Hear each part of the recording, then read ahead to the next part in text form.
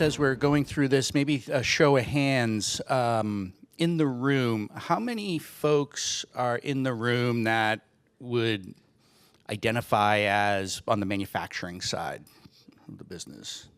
Okay, I have trouble with that. And then how about maybe more on a wholesaler side?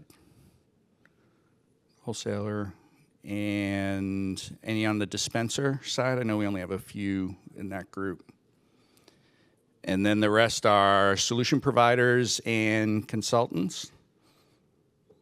Awesome, okay, good. I see some hands in the back.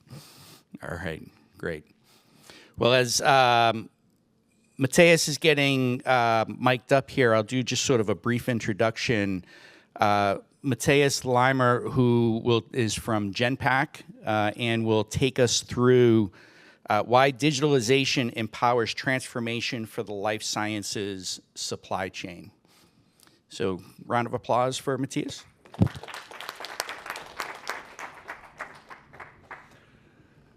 Hey everyone. So just to introduce myself, Matthias Leimer here. I'm the life sciences supply chain leader at Genpact. So we focus on big transformations in the life sciences space. However, just personally, a little bit more about me. Both my parents, their whole career, were actually clinical trial statisticians at Boehringer Ingelheim. So I kind of grew up in the pharma industry. But you know, I'm one of the few people at Genpact. I'm actually a rarity that I'm a lifelong consultant. So with that, right, I had a chance to really see a lot of different industries, right? And from a supply chain perspective, that's actually good early in my career because life sciences is usually kind of a follower, right? Like even when we talk the collaboration topic, like someone like automotive has done that for decades, right? Close integration with multiple tiers of their supply chain, right? But over the last 10 years, I've really focused on life sciences, pharma, biopharma, med device, small, large, you know, pre-launch, et cetera. And you know, it's been a fantastic journey. I love the industry. So just maybe by a show of hands, who has heard of Genpact before? All right, so some people. You might have not heard of them in a supply chain context, right? So just give a little bit history about the company. They were actually born out of GE, right? So in the 90s, GE, just for internal purposes, started outsourcing a lot of things, right? Offshoring it, right? But they would do that as an internal function because the outsourcing industry really didn't exist. And they did such a good job and such great benefits that they actually created a business out of it, which in 2005 was spun out and became Genpact. Very heavy on the finance side, FP&A type offshoring, right? But they also knew they wanted to broaden and also move up the value chain within consulting. So in 2018, they bought a boutique consulting company called Bakawi, which was really focusing initially on the planning space, right? We're the oldest and first SI partner of Kinaxis, actually. But now we do a full broad, you know, we have a ton of different partners and really now support clients in supply chain, planning, and logistics, which typically fall under in manufacturing, procurement, and also order management. What makes us a little bit different, we have an operator-first mindset, right? And what do we mean with that? I kind of jokingly said I'm the rarity within Genpact. I'm a lifelong consultant. The majority of the people that we hire have long industry careers, right? So there might be a head of warehousing or a head of demand planning, right? My boss for a long time was heading up demand planning at Boston Scientific because he switched to consultants, right? So we might not make the prettiest PowerPoints, but we understand the industry really, really well, right? And we're really structured around not just putting in a system, but understanding what you do, right? And on the other flip coin of this is, right, because we also provide integrated operations, right, which is managed services to our clients, right? So you can we can transform your own capabilities, help you build it, or we can actually do your transportation planning for you, right? And we have cutting edge capability, we have great people, we can work with all the systems, right? So that's really how we support clients, right? Two very different pieces. And I think one thing I've also really enjoyed since joining Genpact about 4 years ago is the close partnership with our partners, right? A lot of times in consulting, right, like, oh, you're bidding at a client for your tool, I'm there, let's kind of talk about it, maybe we can do something together, right? It's not a long-standing partnership. So as I mentioned, with Kinaxis, we go way back, and we weren't just collaborating on programs, but we co-innovate, right? And we co-innovate based on industry-specific challenges. So over the years, we've tackled expiry, jurisdictional controls. Most recently, we brought out, a solution on clinical trials. And so we're really excited on our journey with TraceLink, which started about 2 years ago, right? Because we see them as another key partner that we don't just work with, but that we co-innovate and really build exciting new solution for our clients. So you heard a lot about Mint, I'm sure, the last couple of days, if you've been paying attention, right? We wanted to use this session a little bit too, also just to take a little bit step back at first in terms of what's going on in the pharma industry, what's going on in that device, it's really driving some of those changes. So one thing over the last several years, right, there's been a much more specialization. So what I mean with that, there's a lot of pharma companies that have branded pharma, they have generic, they have med devices, they might have some cell gene therapy, right? All great products, but they have kind of a one supply chain fits all, right? And if you try to do that, it gets very messy very quickly. Another piece is, really innovative type treatments, right? For example, cell gene therapy. I see my friends from Vertex there. I know they can talk a lot about that, right? Completely different supply chain, right? You're going from producing millions of pills that are exactly the same, and that's what you get measured on, that there's no variation, to a batch size of one, right? Of blood samples that you need to fly, within 48 hours to the manufacturing sites, right? Very different challenges, from an operations perspective, from an integration perspective. And one of the last pieces is also, right, technology can do a lot more, right? When I was studying supply chain at Penn State University, I remember my professor talking about, well, the vision is someday, you buy some printer paper and somewhere in Georgia, they cut down a tree to replenish, right? Everything is integrated. So I feel like we've done a lot of talking, I think, over the last 20 to 30 years of the great things that we can do. But I feel like now the technology is finally there to do a lot of this stuff, right? Which I think is a very exciting time to be in the middle of it. But I don't want you to walk away thinking I can just turn on this AI chatbot and have this integration, it's going to solve all my problems, right? A key part of why we're kind of this ecosystem with Kinaxis and TraceLink is because you have to do a transformation, right? You have to look at your operating model, your ways of working, your process, and then don't forget change management, right? That's integrated to actually make all of that stuff happen. So, but obviously, a lot of areas I can talk about when it comes to kind of life sciences transformation, supply chain space, but given, our audience and really what's our been focus is over the last 2 years is a supplier collaboration piece, right? Because really what we've kind of seen in the market, last kind of 10 years, there was a huge focus on getting the advanced planning systems in place, right, in life sciences. So there was a huge amount of transformations, right? There's still a good amount happening, right? But we think the next great frontier is going to be supplier collaboration, right? Because the initial planning was very much focused on your own four walls. Like the next evolution is going to be including your whole ecosystem outside, right? So I call this the spaghetti diagram, but this is typically how it works today, right? You have several functions within your company that talk with your supply base. Quality wants to know CAPA statuses at your CMOs, batch information. You have your manufacturing plan that wants to know why a certain product that they received from a supplier was out of spec and dealing with it. We have sourcing, right? More from a procurement perspective, prices changing, we need to do a new contract. We got our friends in planning, right, who want to know, hey, what's your possible capacity over the next 24 months, because I need to plan. We have R&D more on the clinical side, right? If you have clinical capacity with CMOs or your clinical research organizations to do the patient enrollment. And we also have logistics, right? Where's my truck? When is it arriving? All of them typically yell at the supplier in separate ways, separate people, right? Very frustrating for the suppliers as well. And it's also really focused on your first tier, right? So if you're not familiar with the concept, tiers of supply chains, so tier 1 is the suppliers that supply you. Tier 2 is like the suppliers that supply your suppliers, right? Why is that important? So I can talk about a project I did. This was still actually early during COVID times. I was doing work with a company that had one of the leading COVID vaccines in the market. What they had found out after the fact, that even though they had diversified to 6 different CMOs, they thought, I have risk balance because I'm sure something's going to happen with one of them, right? Feeling good about really getting a lot of product out there. Found out that they all use the same vial supplier, right? Shut them down across all the 6 CMOs till that was resolved, right? And that really kickstarted this program. It's like, hey, we need to know our exposure throughout our entire supply ecosystem to be able to proactively manage it, right? So what we're seeing today, it's very, very reactive, right? Like something blows up, hands on deck, people are great firefighters and heroes and resolve it, right? But really getting to the point that I can proactively address those issues, you need that visibility, right?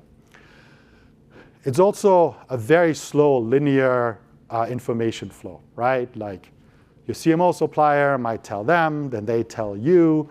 A lot of lag in terms of, you know how it is to schedule meetings, and first you have to vet it, right? That there really needs to be an integration across, right? And then also finally, there's a very traditional partnership model, right? It's still very much, you send me 1,000 units, I pay you per unit for 1,000 units, right? We don't have this integrated value-based prop that we have with some of our suppliers where it says like, hey, if you make all this data available and we can work together and help you prioritize maybe what productions orders you have, et cetera, right? That's traditionally not there yet, right? So we could see all of this evolving because obviously when you start engaging them from a typical collaboration perspective, they might be hesitant. It's like, hey, if I give you all my data and it immediately gets transferred, I don't get to massage it ahead of time, right? You start maybe beating me up constantly, right? So those ways of working are absolutely critical. So with that, right, we're going to talk, Christy, Steve and I are going to talk a little bit later on how Kinaxis and TraceLink and us, we're going to solve this later. But if you want to go to the next page, right, we need to understand collaboration in the context as well of the overall business, right? We collaborate on many different levels, and we typically have 3 different horizons. So we have the strategic plan, right, which is really, done annually. Obviously there's the financial forecasting and all of that fun stuff, right? But it impacts supply chain a lot too, right? For example, we have key new product launches that we're pulling up. We need a huge network redesign, right? We need new plans, we need new capacity. One of the clients that I'm working with right now has one of the leading weight loss drugs out there, right? They're looking how to build up their network over the next several years to really satisfy what they think is going to be huge demand, right? Huge impacts to the rest of your supply chain where your priorities lie, right? There, for example, you might be collaborating with suppliers on, hey, you're a great CMO, you're performing great, but your 10 million capacity per month is not going to cut it. Like, what can we do, right? Like, can we work through adding more production lines, right? Do you have a new site coming online where we can reserve capacity? Very, very strategic things, right? And this is not CPG where you can quickly spin up a new production line, right? As you know, here, if we need any sort of key capacity, we either have to take it away or it's going to be a multi-year process to get it set up and approved. Then we go into your S&OP, sales and operations planning, right? Some companies might be referred to as integrated business planning, right? This is really where we're going to take our demand planning, right? And this is really where Kinaxis plays such a strong role in the life sciences sector, is managing the trade-offs. So I have my unconstrained demand. Let's see from supply what I can do, right? How can I meet this demand? I can pre-build inventory. I can add an extra shift, right? This is what I can't do. Can we address the demand somehow? Looking at new product launches, right? That's kind of that monthly cycle that you kind of go through. And then there, from a collaboration perspective, I'm looking at very different things, right?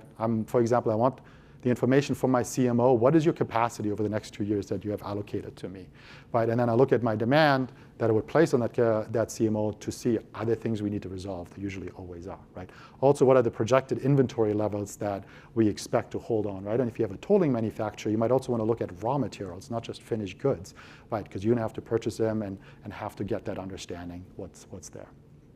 And then the S&OE, right? Typically companies, this is sales and operation execution. This is where the rubber hits the road within the first 3 months of kind of next quarter coming up, right? This is typically an immature organization where the majority of the time is spent, because if you don't plan well from the beginning, right, like you can't resolve issues proactively. But there, typically what you want to do from a collaboration perspective, purchase orders, advanced shipment notices, for example, right? Those are the key things. But as you go into the collaboration journey, right? You want to look at where you're actually trying to accomplish, right? Because if you're doing monthly S&OP type activities that you're trying to support from a collaboration perspective is very different. So, breaking the cycle of isolation. What do we mean with that?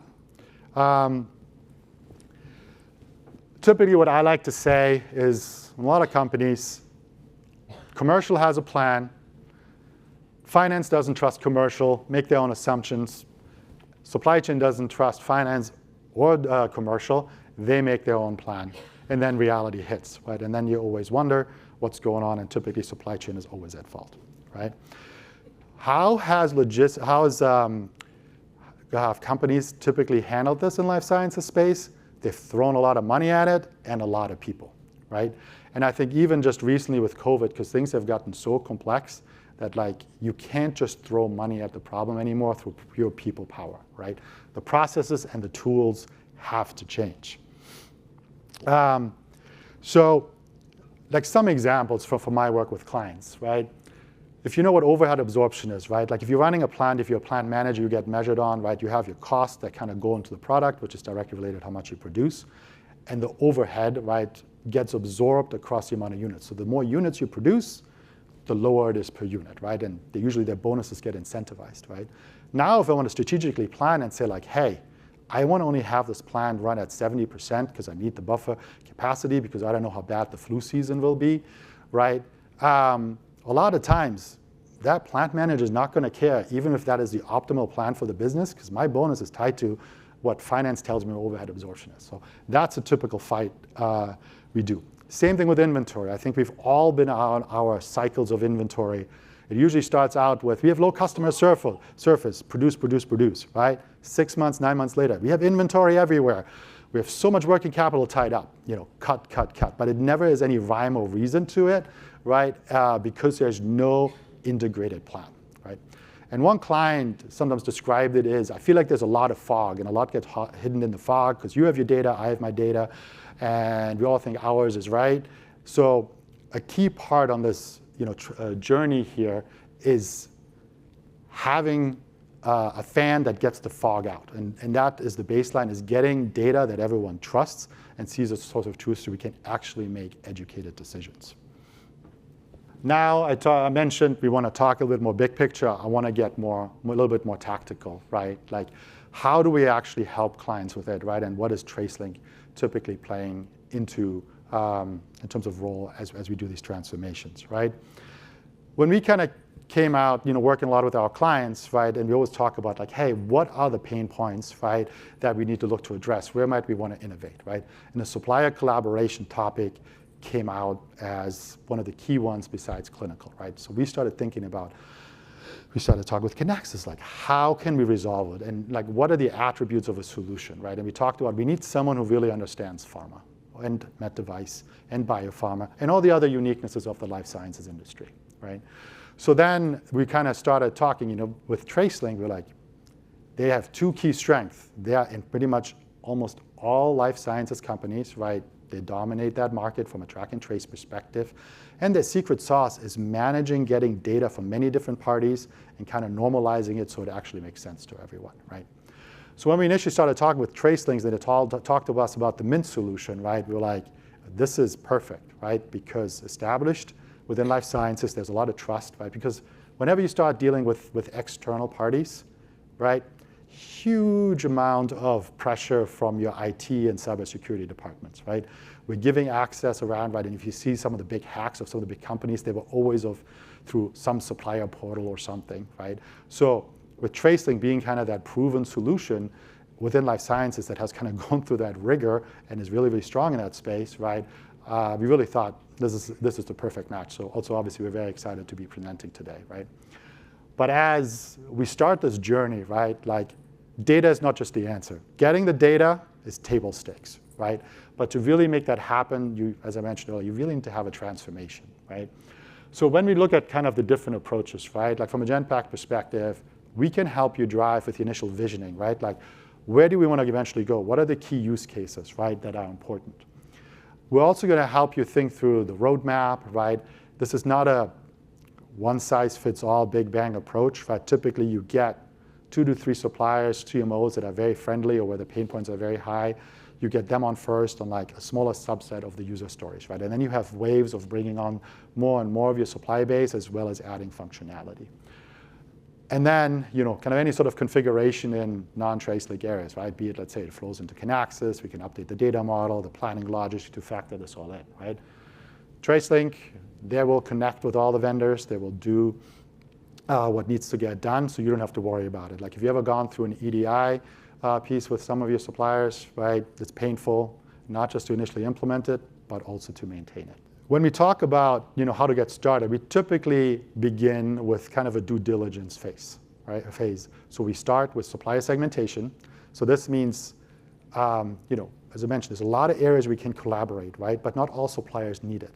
If you have a packaging supplier that's very steady, very reliable supply, they need different data than, for example, you might just do the PO and the shipment notices, and otherwise we're kind of good. But if you have, let's say, a tolling manufacturer, right? I want to do the PO, I want to do the shipment notices, I want to do capacity information, I want to do finished goods, I want to do raw material inventory, right? So obviously it's not a customized solution for each supplier, but usually you try to group into 4 or 5 groups in terms of what they were going to get, right? Because that's very, very important.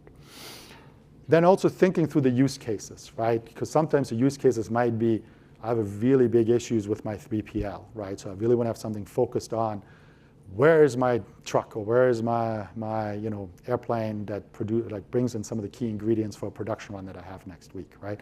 Different use case than like my long-term planning. I want to be able to automatically get capacity information through them. We also want to talk about the rollout sequence, right? Because this is also, you need to build momentum, right? Because some suppliers will be resistant to this, right? It's like, I don't want to deal with another system, or I don't want to give this transparency. So getting some few wins early that you can show, hey, you're doing it with your competitor, they're doing great, like this is working really well, we've been able to ratchet down inventory, on time and full is up, that might also give them kind of a gentle push, right? Because they also probably know if they continue having issues, the chance for future businesses are going down, right? And then the last piece is like, obviously, you don't want to miss out on change management. I know we've all done system implementation and change management, so it's like, yeah, we got to do it, but no one really then ever does it, and then to deal with the consequences later on, right? So what do we mean here with change management, right? It is not your traditional change management because you're not just dealing with your own people, right? Where if you want to take the approach, you're just being told by executive, this is how it's going to go, not the effective change management strategy, but you at least have that option, right? Suppliers, you don't. So what we typically do is integrate change from the beginning. So what do we mean with that? It means we need to have a case for change, not just for your internal organization, but also with your suppliers, right? What is in it for you?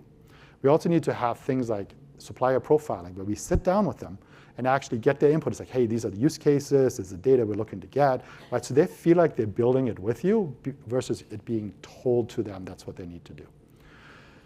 And then I would say, finally, it's like as you start going live, right? The data streams are going to work well. That I think is going to be pretty straightforward, right? However, the whole, usually the first quarter after go live, transitioning to the new ways of working, having now all this information and getting them into your planning cycle, right? That I have a monthly process in my S&OP where I actually meet with my key CMOs to validate their input, et cetera, is absolutely critical, right? And that's going to require some hand-holding post go live, not just for your own people, but also for the suppliers.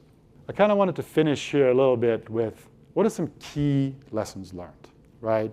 And that we learned, because there's always issues along the way, and then you come back and do it better. So number one, right, it's probably something that I've mentioned a couple times already. This is not just a data problem, right? The data problem needs to be solved, but if you just I have the data now, great. You need to define, right? What are the new analytics that I'm going to do, right? What KPIs am I going to do? How's my process going to change how I'm interacting with my suppliers, right? Absolutely critical. That's the biggest one. If you try to do a big bang or try to bite off too much, and especially initially have suppliers that are resistant, right, it's going to be very painful and it's probably going to not be sustainable, right? You really want to make sure that the suppliers are very comfortable that they're going, and then you can also use them as references, for example. So we have done that a lot, right? Like one CMO will tell them, the CMO's like, oh, these are all the benefits we got, I'm getting 20 less emails a day from them. I have to get rid of these 10 spreadsheets, right? That's always sometimes a sign that we see of success. Like sometimes we actually line up, like these are all the spreadsheets that are currently flying around, right? And then we like check them off, like, hey, okay, this one is not needed anymore, this one is not needed anymore. And we actually sit down with the people who own those spreadsheets and confirm, yes, I'm much more comfortable using the solution now. I already touched on, the one size doesn't fit all, right? But that we really want to make sure we right size it for the right type of suppliers, right? Because you do have very different suppliers. And, some suppliers might only really need the very transactional, PO stuff, right? And that's okay, because if you want to do everything with every supplier, you're going to have probably a 10-year program, and it's still not going to be successful. And then I think change I already really touched on. So wanted to leave some time for some questions. As I mentioned, Christy and I will be speaking later with Steve in the big room, a little bit more panel discussion where we dive into a little bit more in detail on the overall partnership and how we make these programs successful. But wanted to open it up for questions now. Thank you. Great, thank you. Any questions from the audience? Great, Alex.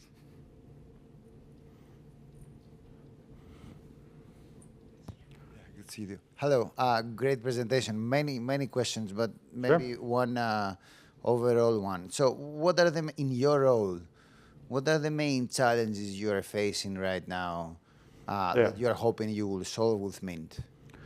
With Mint, I mean, the biggest one is getting away of the manual, people-driven interaction to get the data, right? So much of the external supply team's work is usually focused on getting the spreadsheets from the suppliers, asking questions, comparing numbers. We don't disagree, right? So I don't really have a lot of time to actually proactively plan. It's usually done very, very reactive, right? So freeing up your teams, right? That's, I would say, is probably one of the biggest areas, right? You have, if you want to build a business case from a value prop perspective, right? Lower inventory, less scrap, better customer service levels, right? Leads to higher sales. Those are some of the financial drivers, but just as if you're in the seat, right? Like I just automatically get my data, my planning function. I can go to exception-based planning, right? What we mean with that, if the supplier, we get the data, they have the capacity for all of these orders for the next, 18 months for our demand, we're good, right? I can focus on the 5-6 areas where we currently see a challenge, right? We have a capacity issue next July because they have plant maintenance for 2 weeks, right? Like I can then address that proactively, but I'm not overwhelmed that I have to deal with everything, right? This whole exception-based planning focus, for example, is a very, very big piece, right?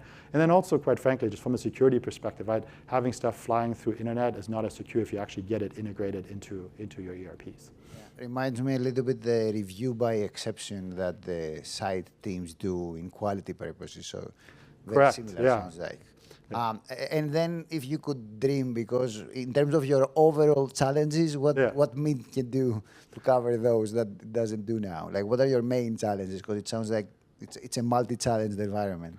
Yeah, I mean, I don't know about challenges. I see more opportunity, right? Like as I mentioned, there's so many functions, right, that have a lot of ideas what they want to do, right? And I mean, I know, even just talking with some of my TraceLink friends here this week, right, all the stuff that's already in the pipeline or just recently coming live, right, adding a lot more of this functionality that this is really, we have an end-to-end solution across the entire business when you're dealing with external parties, right? It's not just upstream with your key suppliers, but going down multiple nodes, but you can also go downstream, right? Like if you get, automatic real-time dispensing data, or you see what your distributors are, shipping out, right? Obviously, those are very, very good demand signals. All of that integration is not great right now today. Last question, because I'm more from the manufacturing side. So I understand you guys are not manufacturing; you are only using CMOs, right? No. I mean, this is different use cases, right? I mean, obviously, CMO is one we heard are like a big pain point from integration. Like if you have your own manufacturing sites, right? A lot of times you either get stuff from a CMO, right? A lot of times we see you have a CMO for API planning, but then you might use for formulation, you have an internal plan, and then you have another CMO to do sterilize and pack, right? So again, a lot of the handovers and stuff. So that's really integrating it. So like an external plant is basically The visibility is the same as if it would be your own plant, right? Or for you, from a manufacturing perspective, right? Where are my shipments, right? Like, will I get the API truck come in time that I can run my production that I've planned for next Monday, Tuesday, right? That's I would say more on the execution side. But if you look at broadly, right, what manufacturing wants is like a stable demand, right? And that's what supply planning kind of does, that they try to resolve a lot of the issues. So you get less calls from an angry, executive vice president telling you, this customer is really important. I don't care what other productions you have. This will be produced, this month, right? Okay, great. Thank you. You're welcome. Alex. Great question. All right. Matthias, thank you. Very insightful presentation. Round of applause for Matthias. Thank you.